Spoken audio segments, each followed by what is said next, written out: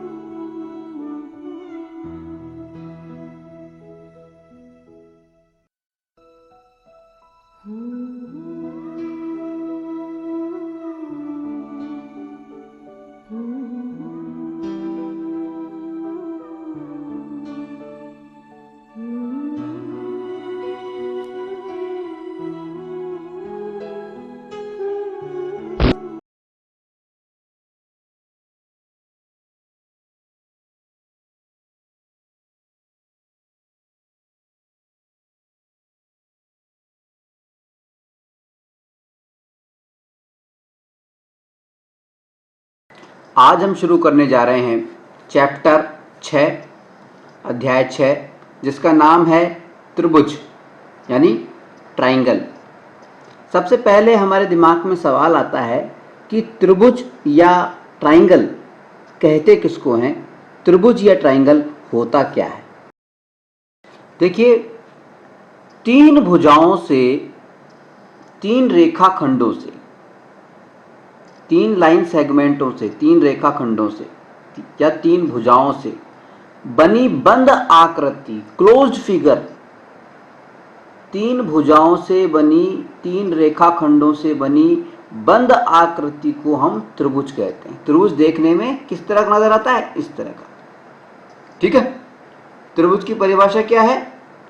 तीन रेखाखंडों, तीन लाइन सेगमेंटों से बनी बंद आकृति यानी क्लोज्ड फिगर त्रिभुज कहलाती है, कॉल्ड ट्राइंगल।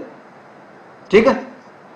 अब त्रिभुज के अंदर तीन भुजाएं होती हैं, ये बात तो ठीक है, और तीन भुजाओं से मिलकर के त्रिभुज बनता है। और ये तीनों भुजाएं जो होती हैं मिलकर के बंद आकृति होना जरूरी है, आकृति का बंद होना जरूरी है। आकृति दो तरह की होती है, खुली और बंद। जैसे तीन रेखाखंड है, तो एक रेखाखंड ऐसे, एक रेखाखंड ऐसे, एक रेखाखंड ऐसे, तो ये त्रिभुज नहीं है क्योंकि ये खुला हुआ है, ये खुला हुआ है। ठीक है। तीन रेखाखंडों से बनी बंद आकृति यानी आपस में मिली हुई, ये बंद आकृति, इसको हम त्रिभुज कहेंगे, इसको हम ट्राइंगल कहेंगे। ठीक है। त्रिभुज के अंदर तीन भुजाएं होती हैं, ये तो स्पष्ट हो गया है। त्रिभुज के अंदर तीन कोण होते हैं, एक कोण, दो कोण और तीन कोण। त्रिभुज में तीन कोण होते हैं।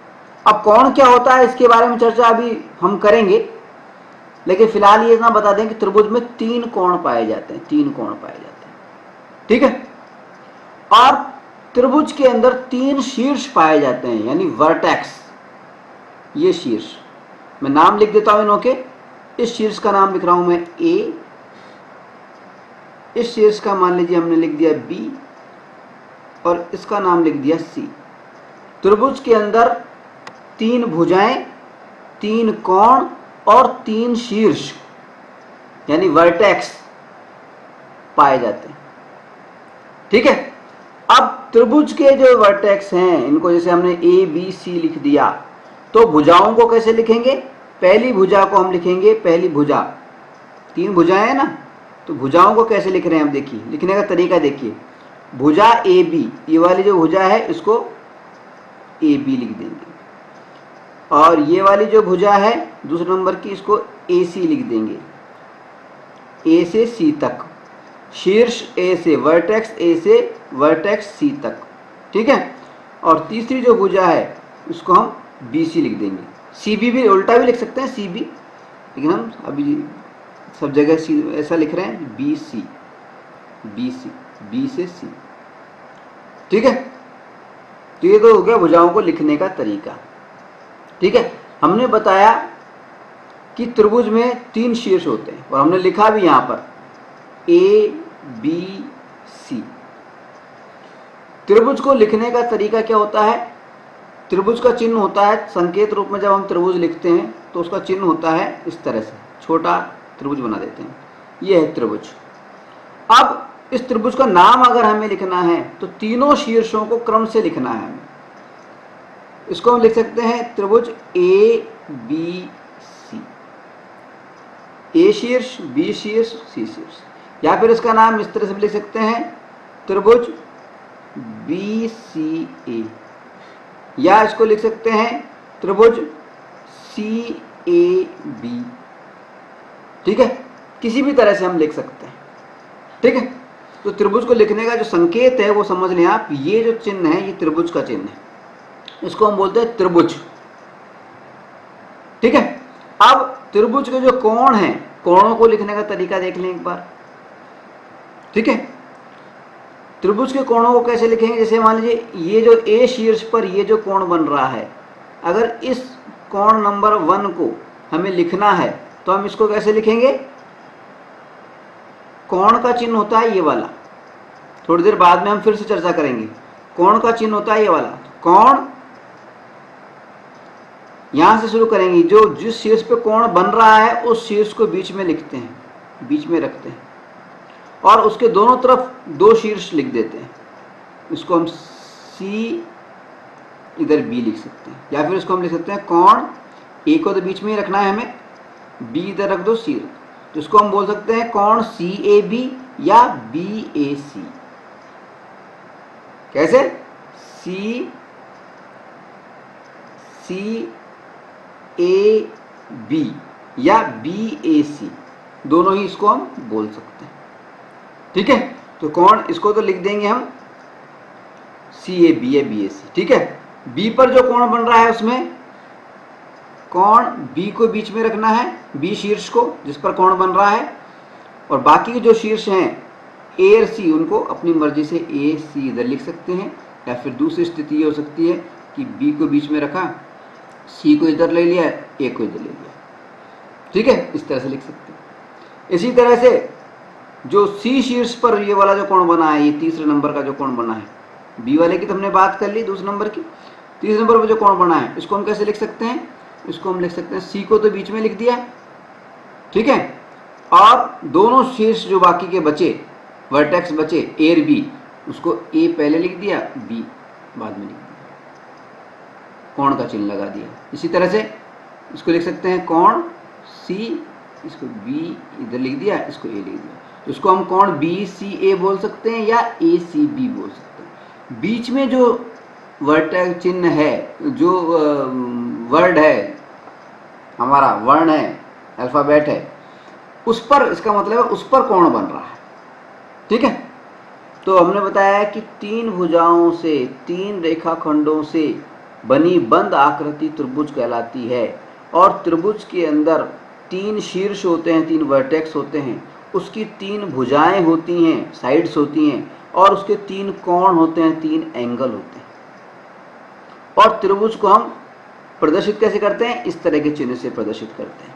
ठीक है, यहाँ पर हम आपको एक बात और बता दें, त्रिभुज के ये जो 3 कोण होते हैं, इन तीनों कोणों का जो योग होता है वो होता है 180 डिग्री। हमेशा हमेशा त्रिभुज के तीनों कोणों का योग हमसे पूछा जाए, हमेशा 180 डिग्री उसका आंसर होगा। ठीक है, अब त्रिभुज के तीनों कोणों का योग 180 डिग्री होता है, इसको हम बोलते हैं त्रिभुज का कोण योग गुणधर्म। क्या बोलते हैं? त्रिभुज का कोण योग गुणधर्म।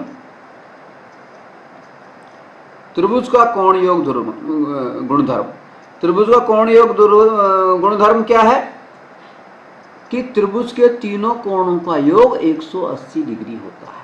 इसको अंग्रेजी में हम बोलते हैं angle sum, ANGLE, angle sum property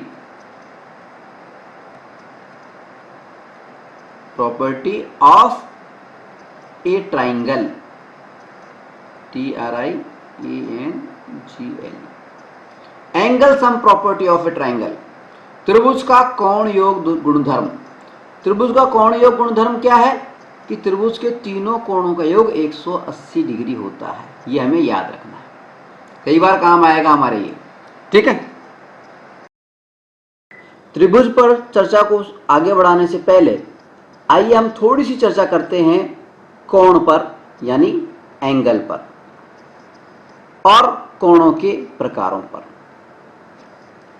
सवाल उठता है कि कोण या एंगल हम कहते किसको है? What is angle? कोण क्या है?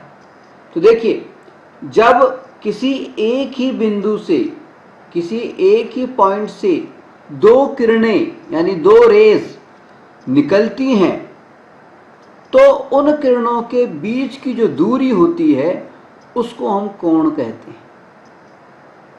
ठीक है, जब किसी एक ही बिंदु से दो किरणें निकलती हैं तो उन किरणों के बीच की दूरी कोण कहलाती है, एंगल कहलाती है। जैसे मान लीजिए ये कोई बिंदु है और इस बिंदु का नाम है A। इस बिंदु से दो किरणें निकल रही हैं। ये पहली किरण है, इस किरण को हम AB बोल सकते हैं, इसका नाम रख दिया हमने AB। ये दूसरी किरण है, इसका नाम लिख दिया हमने AC, इसको हमने बोल दिया AC। तो ये जो दो किरणें हैं जो कि बिंदु A से निकल रही हैं, बिंदु A से निकलने वाली ये जो दो किरणें हैं AB और AC, इन दोनों के बीच की जो दूरी है यानी ये वाली दूरी, ये कहलाती है कोण या एंगल। कोण या एंगल। ठीक है, अब ये जो कोण होते हैं, एंगल जो होते हैं, उसको हम डिग्री के अंदर मापते हैं, डिग्री के अंदर उसको मेजर करते हैं, नापते हैं। ठीक है, और नापते किससे हैं? कोण को नापने के लिए हमें जिस उपकरण की आवश्यकता होती है उस उपकरण को हम बोलते हैं प्रोट्रैक्टर। क्या बोलते हैं? प्रोट्रैक्टर। हिंदी में उसको बोलते हैं चांदा, इसको डी भी बोलते हैं, हम सामान्य भाषा में डी भी बोलते हैं क्योंकि इसकी आकृति डी की जैसी होती है, अंग्रेजी के अल्फाबेट डी की तरह होती है। ठीक है, तो कोणों को हम डिग्री में नापते हैं और कोणों को नापने के लिए हम जिस उपकरण की हम प्रयोग करते हैं उसको हम कहते हैं चांदा। हिंदी में बोलते हैं चांदा और अंग्रेजी में बोलते हैं प्रोट्रैक्टर, या सामान्य भाषा में उसको बोलते हैं हम डी। ये अर्धवृत्ताकार होता है। ठीक है, और इसके अंदर 0 से लेकर 180 डिग्री तक अंक लिखे हुए होते हैं। ठीक है, अब देखिए थोड़ी सी बात करेंगे कोण के भाग कौन कौन से हुए, पार्ट्स कौन कौन से हुए। तो देखिए कोण के भाग, दो महत्वपूर्ण भाग हुए कोण के। पहला तो है कोण का शीर्ष, ये वर्टेक्स या शीर्ष, इसको तो हम बोलते हैं कोण का शीर्ष या वर्टेक्स, VERTEX, वर्टेक्स। और दूसरा कोण का प्रमुख भाग होता है उसकी दो भुजाएं, इनको हम बोलते हैं आर्म, ARM, आर्म, आर्म या भुजा। तो कोण के अंदर दो महत्वपूर्ण भाग होते हैं, एक तो शीर्ष और एक उसकी आर्म्स, भुजाएं। ठीक है। अब देखिए, ये तो बात हुई कोण क्या है, उसके भाग कौन से होते हैं, उसको हम नापते कैसे हैं और किस उपकरण की सहायता से नापते हैं। अब हम बात करेंगे कोण के प्रकारों पर। अब कोण के प्रकारों पर हम चर्चा करें, इसके लिए हमें एक बात को समझना आवश्यक है। वो बात क्या है? वो बात ये है कि कोई भी बिंदु हो, किसी भी बिंदु पर अधिकतम, मैक्सिमम 360 डिग्री के कोण बन सकते हैं। ठीक है, एक बिंदु पर 360 डिग्री के कोण बनाए जा सकते हैं मैक्सिमम। ठीक है, मतलब ये है कि अगर हम किसी बिंदु से कोई वृत्त खींच दें तो उस वृत्त के अंदर टोटल जो कोण होंगे वो होंगे 360 डिग्री के। ठीक है, अगर हम इस 360 डिग्री को दो बराबर भागों में बांट दें, एक वृत्त खींचें जो 360 डिग्री के कोणों को प्रदर्शित करेगा। अगर हम इस वृत्त को 4 बराबर भागों में बांट लें, यानी इसके दो परस्पर, हम दो ऐसे व्यास लें, इसके डायमीटर्स लें जो कि एक दूसरे के लंबवत हो, परपेंडिकुलर हो। तो जब हम किसी वृत्त के दो ऐसे व्यास लेते हैं या दो ऐसे व्यास खींचते हैं, ऐसे डायमीटर खींचते हैं जो कि परस्पर एक दूसरे के लंबवत हों, परपेंडिकुलर हों, तो ये जो दो व्यास होते हैं ये उस वृत्त को 4 बराबर भागों में बांटते हैं। ठीक है, और हमने आपको बताया था कि ये 4 बराबर भागों में बट गया, और हमने आपको बताया क्या था कि एक बिंदु पर 360 डिग्री के कोण बनते हैं, यानी चारों बराबर, और कोण को नापते किसमें, डिग्री के अंदर है हम। ठीक है, तो इन 4 भागों पे अगर हम बात करें तो किस तरह से हम डिवाइड करेंगे, पहला भाग, दूसरा भाग, तीसरा भाग और चौथा भाग, इस तरह से हम डिवाइड करेंगे इसको। ठीक है, तो पहले भाग में कहां से कहां तक आएगा, देखिए ये है 0 डिग्री। ठीक है, अब पहला भाग 360 में अगर हमने 4 का भाग लगा दिया, 4 भाग हो गए ना, तो कितना आ गया, 90 डिग्री। तो यानी प्रत्येक भाग 90 डिग्री का है। तो यानी पहला हिस्सा, यानी ये वाली जो लाइन होगी ये 90 डिग्री पर आएगी।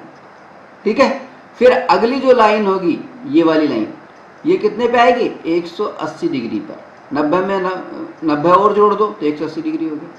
फिर इस 180 में 90 और जोड़ दिया तो ये जो बिंदु आएगा ये किसको प्रदर्शित करेगा, 270 को। ठीक है, और ये वाला जो बिंदु किसको प्रदर्शित करेगा, जो 0 डिग्री को प्रदर्शित कर रहा था, ये 360 डिग्री। तो ये जो स्टार्टिंग पॉइंट है हमारा, ये वाला, ये स्टार्टिंग पॉइंट 0 डिग्री को भी प्रदर्शित करता है और 360 डिग्री को भी प्रदर्शित करता है। ठीक है, आगे बात समझ में। ठीक है, अब हम बात करेंगे कोणों के प्रकारों पर कि कोण कितने प्रकार के होते हैं। देखिए, सबसे पहला कोण होता है शून्य कोण। ये जो हमने बताया कि पहला कोण ये है शून्य कोण, 0 डिग्री का कोण। नाम से स्पष्ट हो रहा है कि 0 डिग्री है, यानी दो, जो हमने बताया था कि जब एक बिंदु से दो किरणें निकलती हैं तो उन किरणों के बीच की दूरी कोण कहलाती है। अब यहाँ पे 0 डिग्री है, इसका मतलब क्या है कि ये जो दो किरणें निकली हैं, दोनों किरणें एक दूसरे के ऊपर कैसी हैं, समपाती हैं, एक दूसरे के ऊपर हैं। एक दूसरे, इनके बीच में दूरी जो है वो 0 है, कोई दूरी ही नहीं है। ठीक है, एक दूसरे के ऊपर समपाती हैं, एक दूसरे के ऊपर पड़ी हुई हैं।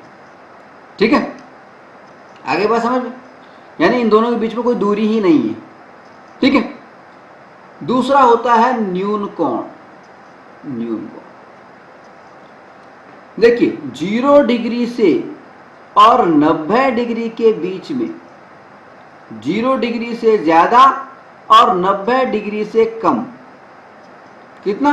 0 डिग्री से ज्यादा और 90 डिग्री से कम जितने भी एंगल बन रहे हैं, जितने भी कोण बनेंगे, वो सारे के सारे कोण क्या कहलाते हैं?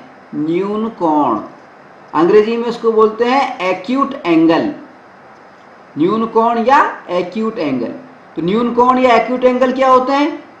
न्यून कोण या एक्यूट एंगल का मतलब है 0 डिग्री से बड़े और 90 डिग्री से छोटे जितने भी कोण होते हैं वो सब के सब न्यून कोण या एक्यूट एंगल कहलाते हैं। ठीक है, अब देखिए बात कर रहे हैं समकोण की। समकोण किसको कहते हैं? 90 डिग्री का जो कोण होता है उसको हम समकोण कहते हैं। 90 डिग्री कोण को इस तरह से प्रदर्शित करते हैं, यूं ब्रैकेट यूं बना करके। आमतौर पे कोण को हम इस गोलाई से प्रदर्शित करते हैं, लेकिन 90 डिग्री के कोण को इस तरह से प्रदर्शित करते हैं। ठीक है, तो 90 डिग्री का जो कोण होता है उसको हम समकोण बोलते हैं, राइट एंगल। अंग्रेजी में बोलते हैं राइट एंगल, हिंदी में बोलते हैं समकोण। ठीक है, समकोण का मतलब क्या हो गया? 90 डिग्री का कोण। ठीक है, अब देखिए अगला कोण कौन सा है हमारा? अधिक कोण। अधिक कोण या ऑब्ट्यूज एंगल। ऑब्ट्यूज एंगल, अधिक कोण या ऑब्ट्यूज एंगल कौन से होते हैं? 90 डिग्री से बड़े और 180 डिग्री से छोटे। 180 डिग्री से छोटे, 180 डिग्री का कोण नहीं, 180 डिग्री से छोटे। 90 डिग्री से बड़े और 180 डिग्री से छोटे जितने भी कोण होते हैं वो सारे के सारे कोण क्या कहलाते हैं? वो अधिक कोण कहलाते हैं, ऑब्ट्यूज एंगल कहलाते हैं। ठीक है, अब अगला कोण कौन सा आ गया? वो है हमारा सरल कोण या ऋजु कोण। देखिए 180 से नीचे और 90 से ऊपर जितने भी कोण हैं वो सारे तो अधिक कोण या ऑब्ट्यूज एंगल कहलाते हैं, लेकिन 180 डिग्री का जो कोण है वो क्या कहलाता है? वो कहलाता है सरल कोण या ऋजु कोण। यानी अगर ये जो किरण है दो, इन दोनों के बीच की दूरी यानी ये वाली जो दूरी इस तरह से है कि 180 डिग्री का कोण बन रहा है, तो 180 डिग्री का जो कोण है वो कहलाता है सरल कोण। सरल कोण क्यों कह रहे हैं? क्योंकि बिल्कुल सीधी लाइन है, ये सरल है। ठीक है, इसको हिंदी में ऋजु कोण भी कह देते हैं, सरल कोण या ऋजु कोण। ठीक है, अंग्रेजी में इसको बोलते हैं स्ट्रेट एंगल, क्योंकि बिल्कुल स्ट्रेट है, स्ट्रेट लाइन के कारण बन रहा है ये एंगल, स्ट्रेट एंगल। तो उसको हम हिंदी में बोलते हैं सरल कोण या ऋजु कोण और अंग्रेजी में बोलते हैं स्ट्रेट एंगल। ठीक है, किसको? 180 डिग्री के कोण। ठीक है, अब हमारा अगला कोण है वृहत कोण। वृहत कोण जिसको अंग्रेजी में बोलते हैं रिफ्लेक्स एंगल। रिफ्लेक्स एंगल, देखिए 180 डिग्री से बड़े और 360 डिग्री से छोटे जितने भी एंगल हैं, जितने भी एंगल हैं वो सारे के सारे क्या कहलाते हैं? वृहद कोण। वृहद कोण, रिफ्लेक्स एंगल। रिफ्लेक्स एंगल, तो रिफ्लेक्स एंगल में क्या आ गया? 180 से बड़े और 360 से छोटे जितने भी कोण हैं वो सारे के सारे इसमें रिफ्लेक्स एंगल कहलाते हैं या वृहद कोण कहलाते हैं। ठीक है, अब हमारा लास्ट कोण कौन सा बचा? वो है संपूर्ण कोण, कंप्लीट एंगल। 360 डिग्री का एंगल जो है वो कंप्लीट एंगल कहलाता है। उसको प्रदर्शित कैसे करेंगे? यूं घुमावदार इस तरह से। ये 360 डिग्री का कोण हो गया, संपूर्ण कोण, कंप्लीट एंगल। ठीक है, आगे बात समझे? संपूर्ण कोण है, कंप्लीट एंगल का मतलब 360 डिग्री का कोण। ठीक है, ये तो बात हो गई कि एक बिंदु पर जो कोण बनते हैं उनको हम किन किन नामों से जानते हैं। ठीक है, अब हम बात करेंगे कि अगर दो समांतर रेखाओं को, दो पैरेलल लाइंस को कोई त्रियक रेखा काटे कोई स्लैंटिंग लाइन काट दे, तिर्यक रेखा काट दे, तो उससे जो कोण बनते हैं वो किस किस प्रकार के होते हैं। तो आइए चर्चा करते हैं। दो समांतर रेखाओं को जब एक तिर्यक रेखा काटती है तो लगभग 7 प्रकार के जो हैं कोण बनते हैं। ये 7 प्रकार के कोण कौन कौन से होते हैं, एक एक करके हम इस पर चर्चा करेंगे। सबसे पहले हम बात करेंगे आसन्न कोण पर। आसन्न कोण, आसन्न कोण या एडजेसेंट एंगल। देखिए, आसन्न कोण से पहले हम समझेंगे आसन्न कोण और आसन्न भुजा। बार बार में ये शब्द आएंगे, एडजेसेंट एंगल और एडजेसेंट साइड, आसन्न भुजा।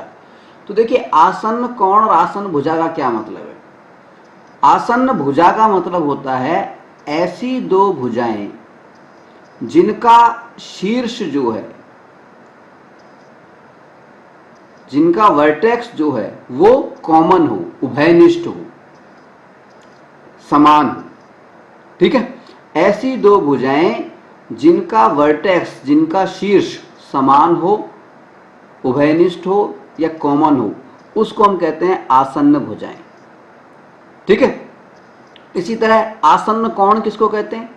आसन्न कोण का मतलब होता है ऐसे कोण, ऐसे दो कोण जिनका वर्टेक्स, जिनका शीर्ष एक ही हो और एक भुजा कॉमन हो। जैसे कि ये एक कोण है, अब मान लीजिए इसमें एक कोण और बना दी, ये भुजा जा रही है, तो ये जो कोण नंबर 1 और ये जो कोण नंबर 2, ये दोनों जो कोण हैं ये होंगे आसन्न कोण, एडजेसेंट एंगल।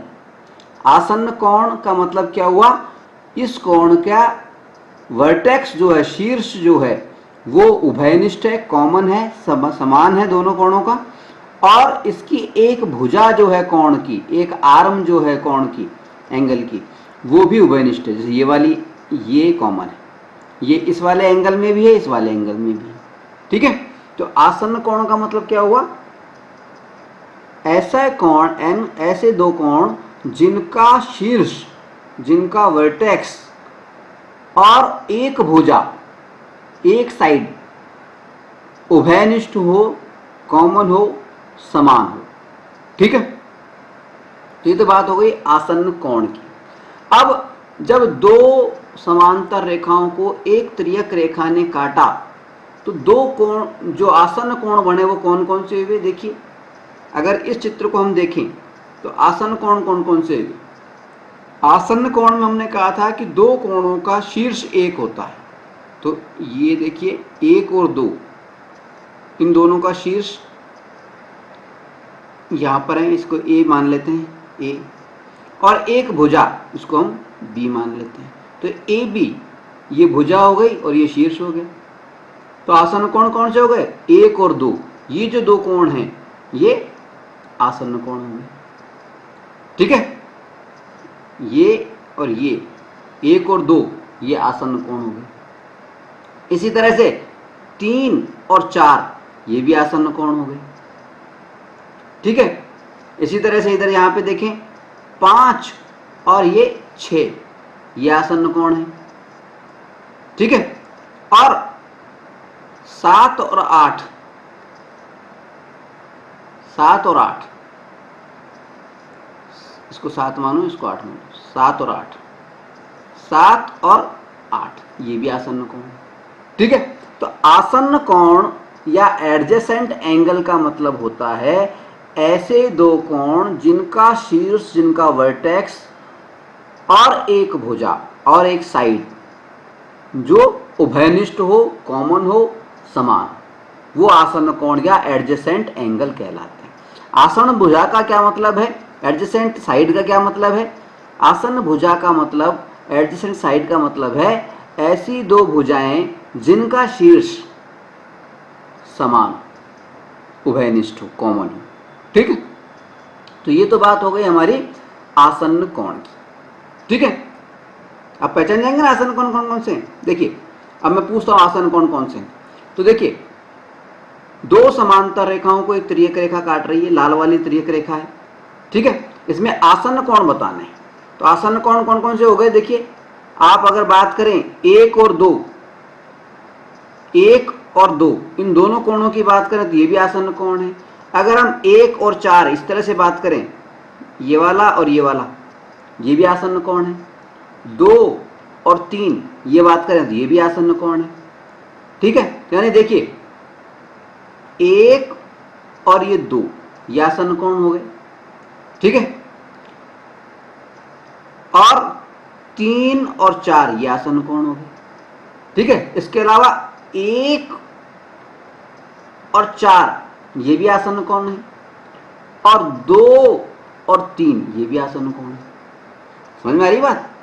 आसन्न कोण में सिर्फ हमें ये देखना है कि ऐसे दो कोण होने चाहिए जिनका वर्टेक्स, जिनका शीर्ष और एक भुजा वो कॉमन होनी चाहिए। ठीक है, आगे बात समझ। चलिए, आसन्न कोण को तो हम समझ गए। अब हम बात करेंगे दूसरे कोण की, वो है पूरक कोण। पूरक कोण को अंग्रेजी में हम बोलते हैं कॉम्प्लीमेंट्री एंगल। अब पूरक कोण या कॉम्प्लीमेंट्री एंगल क्या होते हैं? देखिए, पूरक कोण या कॉम्प्लीमेंट्री एंगल उन कोणों को कहा जाता है, ऐसे दो आसन्न कोण, ऐसे दो आसन्न कोण जिनका योग, जिनका सम 90 डिग्री हो, उन कोणों को हम कहते हैं पूरक कोण या कॉम्प्लीमेंट्री एंगल। उदाहरण के लिए मान लीजिए ये कोई दो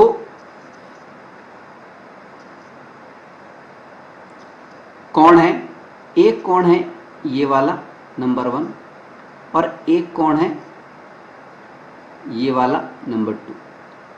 ठीक है, और ये दोनों जो आसन्न कोण है, दोनों आसन्न कोण है, इसका मतलब इनका वर्टेक्स शीर्ष एक है और भुजा भी समान है। ठीक है, तो ऐसे दो आसन्न कोण जिनका योग यानी कोण 1 प्लस कोण 2 कितना होना चाहिए? 90 डिग्री। अगर इन दो आसन्न कोणों का योग 90 डिग्री है तो ये दोनों कोण एक दूसरे के पूरक कहलाते हैं, और ऐसे कोणों को हम कहेंगे पूरक कोण, कॉम्प्लीमेंट्री एंगल। ठीक है, तो कॉम्प्लीमेंट्री एंगल का मतलब क्या है? यदि दो आसन्न कोणों का योग 90 डिग्री हो तो वे दोनों कोण पूरक कोण कहलाएंगे, कॉम्प्लीमेंट्री एंगल कहलाएंगे। ठीक है, ये तो बात हो गई हमारी पूरक कोण की। आगे बात समझ में? कॉम्प्लीमेंट्री एंगल या पूरक कोण समझ में आ गया? दो आसन्न कोणों का योग अगर 90 डिग्री है तो उन्हें पूरक कोण या कॉम्प्लीमेंट्री एंगल कहा जाता है। ठीक है, अब हम बात करेंगे समपूरक या अनुपूरक कोण पर। समपूरक या अनुपूरक कोण को अंग्रेजी में हम बोलते हैं सप्लीमेंट्री एंगल, सप्लीमेंट्री एंगल। तो संपूरक या अनुपूरक कोण या सप्लीमेंट्री जो एंगल है, इसका क्या मतलब है? ये बिल्कुल पूरक कोण की तरह है। देखिए, अगर दो कोणों का योग, दो आसन्न कोणों का योग, कोई भी दो आसन्न कोण है, मान लीजिए ये एक कोण है ये वाला और एक कोण है ये वाला। अगर दो आसन्न कोणों का योग कैसे भी हो सकता है, ये ऐसे भी हो सकता है, एक कोण ये और एक कोण ये। अगर दो आसन्न कोणों का योग, या ये इस तरह से भी हो सकता है, एक कोण ये और एक कोण ये। ठीक है, अगर दो आसन्न कोणों का योग, अगर दो एडजेसेंट एंगल्स का योग 180 डिग्री हो, कितना हो? 180 डिग्री हो, तो वे दोनों कोण संपूरक कोण या अनुपूरक कोण या सप्लीमेंट्री एंगल कहलाते हैं। आई बात समझ? देखिए, अगर दो आसन्न कोणों का योग 90 डिग्री है तो वो तो पूरक कोण कहलाते हैं, लेकिन अगर दो आसन्न कोणों का योग 180 डिग्री है तो उनको हम संपूरक कोण कहते हैं। आई बात समझ? अगर दो आसन्न कोणों का योग 90 डिग्री है तो वो क्या कहलाएंगे? पूरक कोण या कॉम्प्लीमेंट्री एंगल।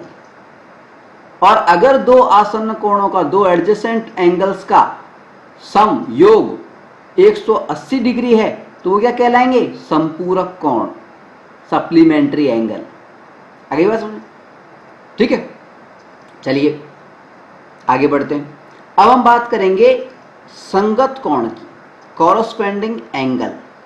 संगत कोण, संगत कोण को अंग्रेजी में बोलते हैं कॉरस्पॉन्डिंग एंगल। अब संगत कोण हमारे बार बार में काम में आएगा। देखिए संगत कोण का मतलब क्या हो? संगत का मतलब होता है समानगत, यानी संगत कोण या कॉरस्पॉन्डिंग एंगल का मतलब है ऐसे कोण जिनकी पोजीशन, जिनकी स्थिति एक समान। ऐसे दो कोण जिनकी पोजीशन, जिनकी स्थिति एक समान हो, उन कोणों को हम कहते हैं संगत कोण। और संगत कोण जो होते हैं वो हमेशा बराबर होते हैं, ये हमेशा याद रखना है। ठीक है, अब संगत कोण का मतलब क्या हुआ? जैसे दो समांतर रेखाओं को अगर कोई तिर्यक रेखा काट रही है तो देखिए 8 कोण बन रहे हैं, ये हमें नजर आ रहे हैं साफ साफ। 1 2 3 4 5 6 7 8 कोण बन रहे हैं। ठीक है, अब इन 8 कोणों में से संगत कोण कौन कौन से कहलाएंगे? संगत कोण यानी समान पोजीशन वाले। देखिए कोण 1 यानी ये, और कोण 5, इसको आप देखो, कोण 1 और कोण 5, इन दोनों की पोजीशन को आप देखो तो देखिए बिल्कुल एक जैसी पोजीशन है दोनों की, तो ये कॉरस्पॉन्डिंग एंगल हो गए, संगत कोण हो गए। ठीक है, इसी तरह से अगर हम कोण 2 और कोण 6 की पोजीशन को देखें, देखिए कोण 2 और कोण 6 की पोजीशन को देखें तो दोनों की जो पोजीशन है सेम है, समान। तो यानी दोनों के दोनों संगत कोण है, कॉरस्पॉन्डिंग एंगल है, यानी दोनों के दोनों समान है। संगत कोण हमेशा समान होते हैं। ठीक है, ठीक है। इसी तरह से अगर हम बात करें कोण 4 और कोण 7 की, तो देखिए इन दोनों की पोजीशन भी बिल्कुल सेम है, तो यानी ये दोनों भी क्या है? संगत कोण। ठीक है, इसी तरह से बात करें कोण 3 और कोण 8 की, तो ये भी संगत है। ठीक है, कोण 3 और कोण 8 की जब हम बात करें तो ये भी संगत है। ठीक है, चलिए संगत कोण समझ में आ गया। संगत कोण का मतलब है ऐसे दो कोण जिनकी पोजीशन जो होती है वो एक समान होती है, उसको हम कहते हैं संगत कोण या कॉरस्पॉन्डिंग एंगल। संगत कोण हमेशा बराबर होते हैं। ठीक है, तो इस चित्र में अगर हम देखें संगत कोण कौन कौन से निकाले हमने, देखिए 1 और 5 ये संगत कोण निकाला, 4 और 7 ये भी संगत कोण निकाला। इसी तरह से इधर हमने निकाला 2 और 6 ये संगत कोण है। इसी तरह से 3 और 8 संगत कोण है। ठीक है, आगे बात समझ। चलिए अब अगले कोण की बात करते हैं। अगला कोण है हमारा शीर्षाभिमुख कोण। शीर्षाभिमुख कोण, वर्टिकली अपोजिट एंगल। शीर्षाभिमुख कोण को अंग्रेजी में हम कहते हैं वर्टिकली अपोजिट एंगल, शीर्षाभिमुख कोण। अब शीर्षाभिमुख कोण का मतलब क्या है? शीर्ष के अभिमुख कोण, यानी शीर्ष के सामने वाला कोण। अब देखिए दो रेखाएं हैं या एक रेखा है, मान लीजिए ये कोई रेखा है, इसको कोई त्रियक रेखा या त्रियक रेखा काट रही है, तो ये इसका शीर्ष हो गया। शीर्ष के ये कोण और ये कोण, एक कोण ये और दूसरा कोण ये, तो एक और ये दो कोण ये जो है ये एक दूसरे के सामने हैं, शीर्ष के अभिमुख हैं, आमने सामने हैं। ठीक है, इसको बोलते हैं शीर्षाभिमुख कोण, वर्टिकली अपोजिट एंगल। आगे बात समझ, वर्टिकली अपोजिट एंगल। ठीक है, एक दूसरे के अपोजिट है, ये वर्टिकल है और अपोजिट है, ठीक है। इसी तरह से अगर हम बात करें, यहाँ पर कोई कोण हो मान लो 3 और यहाँ पे कोई मान लो 4 हो, तो कोण 3 और कोण 4 ये भी शीर्षाभिमुख कोण कहलाएंगे, वर्टिकली अपोजिट एंगल कहलाएंगे। तो शीर्षाभिमुख कोण या वर्टिकली अपोजिट एंगल जो हैं वो भी बराबर होते हैं आपस में, ये भी हमें याद रखना है, ये भी कई बार हमारे बार बार काम आएगा, ठीक है। संगत कोण और शीर्षाभिमुख कोण दोनों इंपॉर्टेंट हैं, बार बार काम आएंगे हमारे, ठीक है। अब देखिए आगे बात करते हैं। अब देखिए सह आंतरिक कोण, को इंटीरियर एंगल। जब भी दो समांतर रेखाओं को कोई तिर्यक रेखा काटती है तो अंदर की तरफ ये कोण और ये कोण, ये कोण और ये कोण, अंदर की तरफ जो कोण बनते हैं, ठीक है, उन कोणों को हम कहते हैं सह आंतरिक कोण, को इंटीरियर एंगल। जैसा कि इस चित्र में देखें तो कोण 4 और कोण 5 ये दोनों सह आंतरिक एंगल हैं, को इंटीरियर एंगल हैं। इसी तरह से कोण 3 और कोण 6 ये दोनों भी सह आंतरिक कोण हैं, को इंटीरियर एंगल, ठीक है। अब हम बात कर रहे हैं 7वें प्रकार के कोण पर। हमारा 7वें प्रकार का जो कोण है वो है एकांतर कोण। एकांतर कोण को अंग्रेजी में हम कहते हैं अल्टरनेट एंगल, अल्टरनेट एंगल। एकांतर कोण या अल्टरनेट एंगल, अल्टरनेट का मतलब क्या होता है, जैसे हमने 4 चीजें लिख रखी हैं, 1 2 3 4, ठीक है।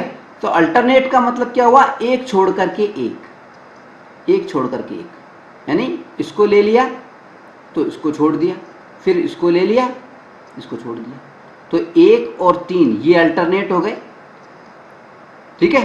एक आंतर, एकांतर शब्द को देखो, एकांतर, एक का अंतर, यानी एक एक डिजिट हम छोड़ रहे हैं, ठीक है। तो एकांतर कोण का मतलब क्या है, एकांतर कोण का मतलब हो गया कि जब भी हम दो समांतर रेखाओं को कोई तिर्यक रेखा काटती है तो 8 कोण बनते हैं, ठीक है। ये 1, ये 2, ये 3, ये 4, ठीक है। फिर इधर से ये 5, ये 6, ये 7, ये 8, ठीक है, 8 कोण बनते हैं। अब 1 2, अगर एक एक का अंतर लेके चले हम, इसको 1 को ले लें, 2 को छोड़ दें, फिर 3 को ले लें, 4 को छोड़ दें, ठीक है, फिर 5 को ले लें, 6 को छोड़ दें, फिर 7 को ले लें, 8 को छोड़ दें, तो 1 और 3 कोण 1 और कोण 3 ये दोनों क्या हो जाएंगे, एकांतर कोण, क्योंकि एक का अंतर आ गया ना, ये अल्टरनेट हो गया, ठीक है।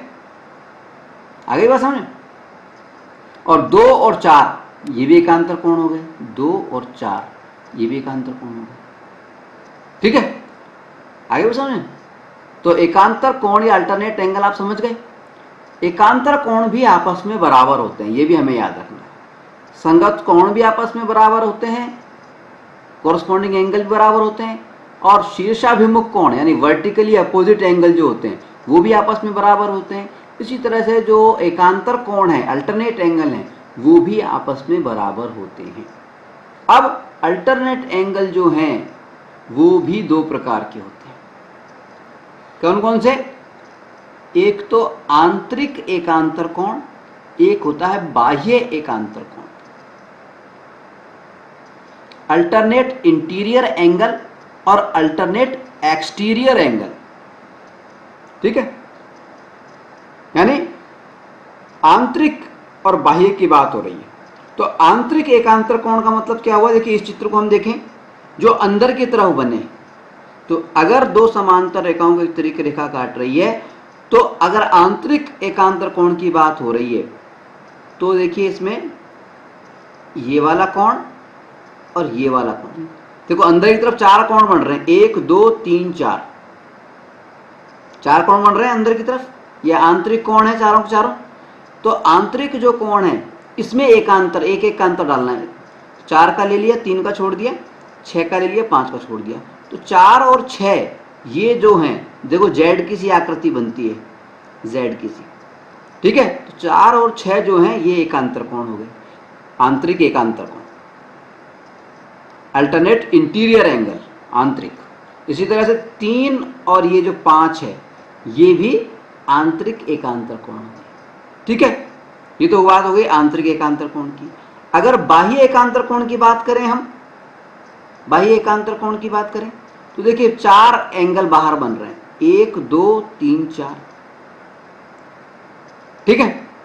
तो कोण 1 और कोण 8 ये क्या है, अल्टरनेट एक्सटीरियर एंगल, बाह्य एकांतर कोण, ठीक है। आई बात समझ। और कोण 2 और कोण 7 ये भी क्या है, बाह्य एकांतर कोण, अल्टरनेट एक्सटीरियर एंगल, ठीक है। आगे बात समझ। तो ये तो बात हमारी हो गई कि जब भी दो समांतर रेखाओं को एक तिर्यक रेखा काटे तो कौन कौन से कोण बनते हैं। अब हम वापस से आते हैं त्रिभुज पर, लेकिन उससे पहले एक छोटी सी बात हम आपको और बता दें कि हमने अभी बात की थी आपको सह आंतरिक कोण की, सह आंतरिक कोण की, को इंटीरियर एंगल की। हमने बताया था कि जब दो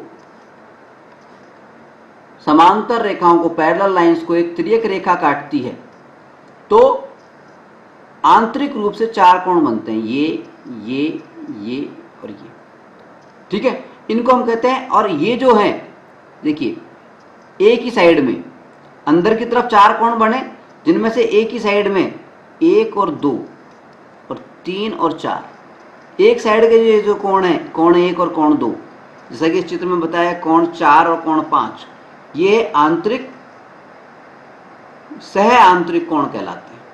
तो यहाँ पे बताने वाली बात ये है कि सह आंतरिक जो कोण होते हैं उनका योग जो होता है, उनका जो सम होता है, उनका जो टोटल होता है वो 180 डिग्री होता है। अगर कोण 4 प्लस कोण 5 कोई हमसे कहे तो वो होगा 180 डिग्री। ये इंपॉर्टेंट बात है।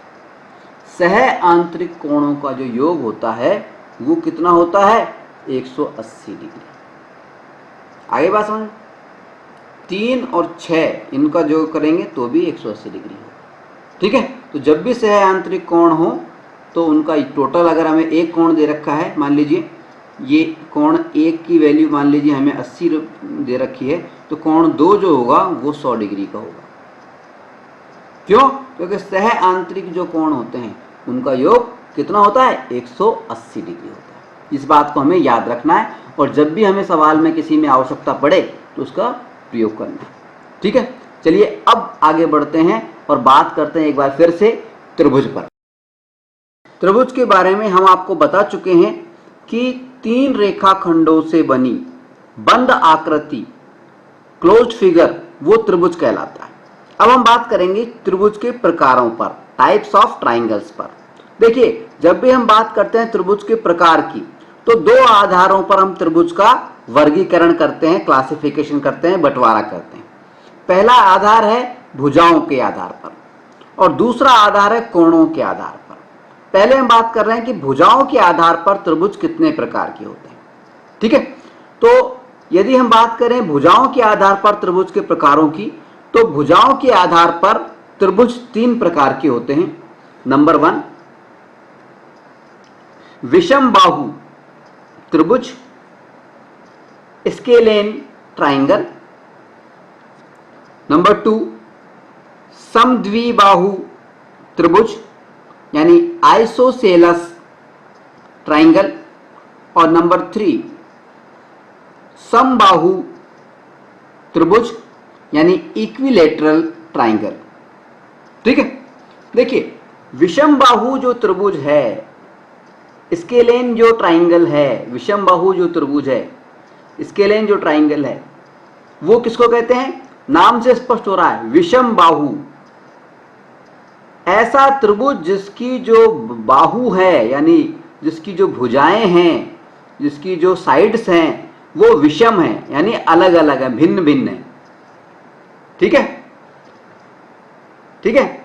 ऐसा त्रिभुज जिसकी भुजाएं असमान है। त्रिभुज में 3 भुजाएं होती हैं, जैसे इसको मान लेते हैं ए बी सी, त्रिभुज का नाम रख दिया हमने ए बी सी। तो भुजा ए बी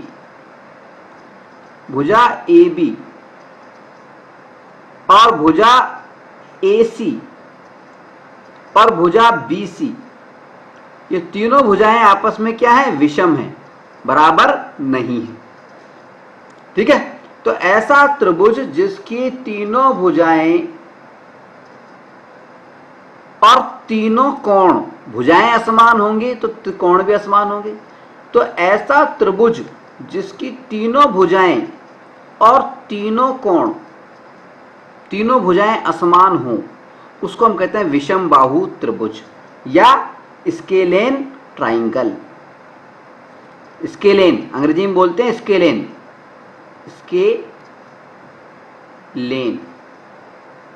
स्केलेन, ठीक है, स्केलेन, ठीक है। विषम बाहु त्रिभुज या स्केलेन ट्राइंगल क्या हो गया? विषम बाहु त्रिभुज या स्केलेन ट्राइंगल का मतलब है ऐसा त्रिभुज जिसकी भुजाएं, सभी भुजाएं यानी तीनों भुजाएं असमान हो, उसको हम कहते हैं विषम बाहु त्रिभुज, स्केलेन ट्राइंगल। अब क्योंकि तीनों भुजाएं असमान होती हैं, इसलिए विषम बाहु जो त्रिभुज होता है, स्केलेन जो ट्राइंगल होता है, उसके तीनों कोण भी असमान होते हैं, भिन्न भिन्न होते हैं। ठीक है, तो ये तो बात हो गई हमारी पहले प्रकार के त्रिभुज की, विषम बाहु त्रिभुज या स्केलेन ट्राइंगल की। अब हम बात करेंगे दूसरे प्रकार के त्रिभुज की। हमारा दूसरा प्रकार का त्रिभुज है समद्विबाहु त्रिभुज। इसको अंग्रेजी में बोलते हैं आइसोसेलस, ठीक है। समद्विबाहु त्रिभुज या आइसोसेलस जो ट्राइंगल है, उसका क्या मतलब है? नाम से स्पष्ट हो रहा है, हिंदी का नाम देखिए, समद्विबाहु। सम यानी समान, द्वि यानी दो, बाहु यानी भुजाएं। ऐसा त्रिभुज जिसकी दो भुजाएं आपस में समान हो। आई बात समझ में? ऐसा त्रिभुज जिसकी दो भुजाएं आपस में समान हो, और भुजाएं ही नहीं, भुजाओं के अलावा भुजाओं के जो सम्मुख कोण हैं, अपोजिट जो कोण हैं, वो भी बराबर हो। जैसे ये भुजा है, इसको मैं लिख देता हूं, मैं ए बी सी, ये ट्राइंगल है मान लीजिए। तो ऐसा त्रिभुज जैसे ए बी बराबर ए सी, ए बी भुजा और ए सी भुजा दोनों बराबर हैं। इसके अलावा ए बी भुजा के सम्मुख यानी अपोजिट जो कोण है, यानी इस भुजा के अपोजिट कोण कौन सा है? सी। तो कोण सी और ए सी जो भुजा है, इसके अपोजिट यानी सम्मुख कोण, सामने वाला कोण, सम्मुख कोण यानी सामने वाला कोण, वो कौन सा है? बी। तो कोण बी। तो दोनों भुजाओं के जो बराबर भुजाएं हैं, उनका जो सम्मुख कोण होते हैं वो भी बराबर होते हैं। ठीक है, तो समद्विबाहु त्रिभुज की दो विशेषताएं हैं। नंबर 1, दो भुजाएं आपस में बराबर होती हैं, और नंबर 2, इन दोनों भुजाओं के सम्मुख कोण आपस में बराबर होते हैं। ठीक है, दो बातें ध्यान रखनी है। अगर हम समद्विबाहु त्रिभुज की बात कर रहे हैं, आइसोसेलस ट्राइंगल की बात कर रहे हैं, तो उसकी दो विशेषता ध्यान रखनी है। समद्विबाहु त्रिभुज का मतलब है ऐसा त्रिभुज जिसकी दो भुजाएं समान हो और उन दोनों भुजाओं के सम्मुख कोण भी समान हो, बराबर हो, उसको हम कहेंगे समद्विबाहु त्रिभुज या आइसोसेलस ट्राइंगल। ठीक है, अब हम बात करेंगे तीसरे प्रकार के त्रिभुज पर। हमारा तीसरा प्रकार का त्रिभुज है समबाहु त्रिभुज। समबाहु त्रिभुज, समबाहु त्रिभुज को अंग्रेजी में बोलते हैं हम इक्विलेटरल ट्राइंगल। नाम से स्पष्ट हो रहा है, समबाहु, समान बाहु, समान भुजाएं, यानी ऐसा त्रिभुज जिसकी सभी भुजाएं समान हो। ऐसा त्रिभुज जिसकी सभी भुजाएं, साइड्स, समान हो, उसको हम कहते हैं समबाहु त्रिभुज, इक्विलेटरल ट्राइंगल। ठीक है। अब क्योंकि समबाहु त्रिभुज में तीनों भुजाएं समान होती हैं, इसलिए समबाहु त्रिभुज में तीनों कोण भी बराबर होते हैं। आई बात समझे? अब तीनों कोण जब बराबर होंगे तो हम जानते हैं, हमने आपको बताया था कि त्रिभुज का क्या बताया था, त्रिभुज का कोण योग गुणधर्म, कोण योग गुणधर्म,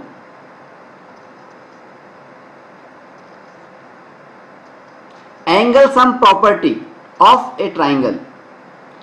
हमने उसमें बताया था आपको कि त्रिभुज का कोणीय गुणधर्म क्या है कि त्रिभुज के तीनों कोणों का योग कितना होता है, 180 डिग्री। तीन कोण का योग 180 डिग्री होता है, तो प्रत्येक कोण कितने डिग्री का हो गया, 180/3 यानी 60 डिग्री। ठीक है। अब क्योंकि तीनों भुजाएं बराबर हैं तो तीनों कोण भी बराबर हैं, और तीनों कोण बराबर हैं तो 3 का भाग लगाएंगे तो प्रत्येक कोण 60 डिग्री का हो जाता है। तो हमें ये बात भी ध्यान रखनी है कि समबाहु त्रिभुज में, इक्विलेटरल ट्राइंगल के अंदर जो कोण होते हैं प्रत्येक कोण 60 डिग्री का होता है, तीनों कोण बराबर होते हैं। ठीक है। तो इक्विलेटरल ट्राइंगल या समबाहु जो त्रिभुज है उसकी दो विशेषताएं हो गई। पहली विशेषता तो ये हो गई कि त्रिभुज की तीनों जो भुजाएं होती हैं, तीनों जो साइड्स होती हैं वो बराबर होती हैं। ठीक है। मतलब जैसे एक त्रिभुज है ABC, तीनों साइड्स बराबर है, यानी अगर ये 2 सेंटीमीटर तो ये भी 2 सेंटीमीटर और ये भी 2 सेंटीमीटर। पहली विशेषता तो क्या, तीनों भुजाएं बराबर होंगी। दूसरी विशेषता क्या है, तीनों कोण बराबर होंगे और प्रत्येक कोण 60 डिग्री का होगा। तीनों कोण जब बराबर होंगे तो प्रत्येक कोण ऑटोमेटिक 60 डिग्री का होगा। क्यों होगा, कोण योग गुणधर्म के कारण, angle sum property of triangle के कारण। आगे इस बात समझ। और कोण योग गुणधर्म क्या है, वो ये कहता है कि त्रिभुज के तीनों कोणों का कुल योग जो होता है वो 180 डिग्री होता है। ठीक है। तो भुजाओं के आधार पर त्रिभुज के 3 प्रकार हमने आपको बताए। नंबर 1 विषम बाहु त्रिभुज यानी स्केलेन ट्राइंगल। इसकी विशेषता हमने बताई कि इसके अंदर सभी कोण और सभी भुजाएं, त्रिभुज की तीनों भुजाएं ABC, त्रिभुज की तीनों भुजाएं यानी AB ये मान लीजिए 2 सेंटीमीटर है, AC ये 3 सेंटीमीटर है और BC ये मान लीजिए 4 सेंटीमीटर है। तो त्रिभुज की तीनों भुजाएं असमान होती हैं, पहली चीज, और इसके तीनों कोण भी असमान होते हैं। ठीक है। त्रिभुज के तीनों भुजाएं और तीनों कोण असमान होते हैं, इसे हम कहते हैं विषम बाहु या स्केलेन ट्राइंगल। ठीक है। समद्विबाहु बाहु त्रिभुज में या आइसोसेलेस ट्राइंगल के अंदर हमने 2 विशेषताएं बताई। पहली विशेषता तो हमने ये बताई कि इसकी जो 2 भुजाएं होती हैं, मान लीजिए ABC है, 2 भुजाएं जो होती हैं वो बराबर होती हैं। मान लीजिए ये 2 सेंटीमीटर तो ये भी 2 सेंटीमीटर होगी। तीसरी भुजा अलग हो सकती है, ये 3 सेंटीमीटर हो सकती है। ठीक है। तो 2 भुजाएं बराबर होंगी, यानी ये वाली भुजा और ये वाली भुजा बराबर हो गई। ठीक है। इसके अलावा दूसरी विशेषता क्या है, दूसरी विशेषता ये है कि इन भुजाओं के सम्मुख जो कोण है, अपोजिट जो एंगल हैं, वो कितने हैं, वो भी बराबर होते हैं। अपोजिट एंगल यानी ये C और इस वाली भुजा AC के अपोजिट वाला ये B, तो कोण B और कोण C ये दोनों भी बराबर होंगे। ठीक है। 2 भुजाएं बराबर होती हैं और उन भुजाओं के सम्मुख कोण जो होते हैं, अपोजिट एंगल जो होते हैं वो बराबर होते हैं। ठीक है। इसी तरह समबाहु त्रिभुज में यानी इक्विलेटरल ट्राइंगल में हमने बताया कि ऐसा त्रिभुज, ऐसा ट्राइंगल जिसकी तीनों भुजाएं, तीनों साइड्स और तीनों कोण बराबर होते हैं। तीनों साइड्स बराबर हैं, यानी अगर ये 2 सेंटीमीटर है तो ये भी 2 सेंटीमीटर है और ये तीसरी भुजा भी 2 सेंटीमीटर है। तीनों कोण बराबर हैं, इसका मतलब त्रिभुज के तीनों कोणों का 180 डिग्री होता है। तो प्रत्येक कोण कितने डिग्री का हो गया, 180 में 3 का भाग लगा दिया, 60 डिग्री आ गया। तो प्रत्येक कोण 60 डिग्री का होता है। तो हमें मोटा मोटा ये ध्यान रखना है कि जब भी समबाहु त्रिभुज की बात हो रही है तो उसका प्रत्येक कोण 60 डिग्री का होता है। जब भी इक्विलेटरल ट्राइंगल की बात हो तो उसका प्रत्येक कोण 60 डिग्री का मान करके हमें चलना है। ठीक है, तो ये तो बात हो गई भुजाओं के आधार पर त्रिभुजों के प्रकार। अब हम बात करेंगे कि कोणों के आधार पर त्रिभुज कितने प्रकार के होते हैं। कोणों के आधार पर भी त्रिभुज 3 प्रकार के होते हैं। कोणों के आधार पर भी कौन कौन से होते हैं? पहला प्रकार होता है न्यून कोण त्रिभुज। न्यून कोण त्रिभुज, जिसको अंग्रेजी में बोलते हैं एक्यूट एंगल ट्राइंगल। न्यून कोण त्रिभुज। न्यून कोण त्रिभुज का मतलब क्या है? ऐसा त्रिभुज जिसका प्रत्येक कोण, त्रिभुज में 3 कोण होते हैं, तो ऐसा त्रिभुज, ऐसा ट्राइंगल जिसका प्रत्येक कोण 90 डिग्री से कम हो, लेस देन 90 हो। ठीक है भाई, न्यून कोण या एक्यूट एंगल का मतलब क्या होता है? 90 डिग्री से कम वाला कोण। तो ऐसा त्रिभुज जिसका प्रत्येक कोण, यहां खास बात है प्रत्येक कोण की बात हो रही है, प्रत्येक कोण 90 डिग्री से कम हो, उस त्रिभुज को हम कहते हैं न्यून कोण त्रिभुज या एक्यूट एंगल ट्राइंगल। ठीक है, अब कोणों के आधार पर हमारा दूसरा प्रकार का जो त्रिभुज है वो है समकोण त्रिभुज। समकोण त्रिभुज। समकोण त्रिभुज को अंग्रेजी में हम बोलते हैं राइट ट्राइंगल। राइट ट्राइंगल, समकोण त्रिभुज। अब राइट ट्राइंगल जो है, समकोण त्रिभुज जो है, वो किसे कहते हैं? ऐसा त्रिभुज जिसका एक कोण 90 डिग्री हो, जिसका एक कोण 90 डिग्री हो। जैसे मान लीजिए ये त्रिभुज है ए बी सी, इसका एक कोण 90 डिग्री है, ये 90 डिग्री। ठीक है, तो ऐसा त्रिभुज जिसका एक कोण 90 डिग्री हो उसको हम कहते हैं समकोण त्रिभुज। ठीक है, इसी तरह से तीसरा प्रकार का हमारा त्रिभुज है कोणों के आधार पर, उसका नाम है अधिक कोण त्रिभुज, obtuse angle triangle. Obtuse angle triangle, अधिक कोण त्रिभुज या ऑब्ट्यूज एंगल ट्राइंगल का मतलब क्या हुआ? अधिक कोण को बोलते हैं ऑब्ट्यूज एंगल। ठीक है, अब देखिए अधिक कोण का मतलब क्या होता है, हम जानते हैं अधिक कोण का मतलब क्या होता है? ऐसा कोण जो 180 डिग्री से तो अधिक हो, और ऐसा कोण जो कि 90 डिग्री से तो अधिक हो और 180 डिग्री से कम हो, उसको हम कहते हैं अधिक कोण या ऑब्ट्यूज एंगल। बताया था ना हमने आपको। ठीक है, तो ऐसा त्रिभुज जिसका कोई एक कोण, कम से कम एक कोण अधिक कोण हो, यानी 90 डिग्री से ज्यादा हो और 180 डिग्री से कम हो, उस त्रिभुज को हम कहते हैं अधिक कोण त्रिभुज या ऑब्ट्यूज एंगल ट्राइंगल। जैसे मान लीजिए ये त्रिभुज है, इसमें मान लीजिए ये कोण 120 डिग्री का है, तो ये एक अधिक कोण त्रिभुज हो गया, ऑब्ट्यूज एंगल ट्राइंगल हो गया। ठीक है, आई बात समझ? यानी कोणों के आधार पर त्रिभुज 3 प्रकार के होते हैं। कौन कौन से? नंबर 1 न्यून कोण या एक्यूट एंगल ट्राइंगल। नंबर 2 समकोण त्रिभुज या राइट ट्राइंगल। नंबर 3 अधिक कोण त्रिभुज या ऑब्ट्यूज एंगल ट्राइंगल। न्यून कोण या एक्यूट एंगल ट्राइंगल का मतलब है ऐसा ट्राइंगल, ऐसा त्रिभुज जिसके तीनों कोण 90 डिग्री से कम हो। समकोण त्रिभुज का मतलब है, या राइट ट्राइंगल का मतलब है ऐसा त्रिभुज जिसका कम से कम एक कोण 90 डिग्री का हो, 90 डिग्री का। ठीक है, और अधिक कोण त्रिभुज का मतलब है ऐसा त्रिभुज जिसका कम से कम एक कोण जो है वो अधिक कोण हो। अधिक कोण का मतलब है ऐसा कोण जो 90 डिग्री से ज्यादा और 180 डिग्री से कम हो। ठीक है, उसको हम कहते हैं अधिक कोण त्रिभुज या ऑब्ट्यूज एंगल ट्राइंगल। ठीक है, तो ये तो बात हो गई हमारी त्रिभुज के प्रकारों की। चलिए आगे बढ़ते हैं।